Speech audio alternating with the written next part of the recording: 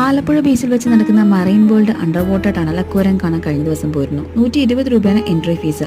എൻട്രൻസിൽ തന്നെ സ്പേസ് സയൻസുമായിട്ട് ബന്ധപ്പെട്ട ചെറിയൊരു എക്സിബിഷൻ ഉണ്ട്. അതിനുശേഷം കാടിന്റെ മൃഗങ്ങളുടെ രൂപത്തിൽ വലിയ വലിയ മോഡൽസ് ഉണ്ടാക്കി വെച്ചിട്ടുണ്ട്. വലിയ ചിമ്പാൻസിയും ആനയും ഒക്കെ ശബ്ദമുണ്ടാക്കുന്നതടക്കം ഇവിടെ സെറ്റ് ചെയ്ത് വെച്ചിട്ടുണ്ട്. പിന്നീടാണ് നമ്മൾ അക്വേറിയത്തിലേക്ക് കയറുന്നത്.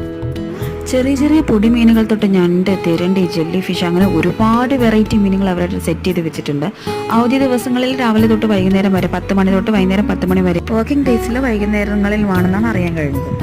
ഇന്ത്യയിൽ ഇതുകൂടാതെ കുറേ സ്റ്റാളുകളും ഫുഡ് കോർട്ടും ഒക്കെ അറേഞ്ച് ചെയ്ത് വെച്ചിട്ടുണ്ട്.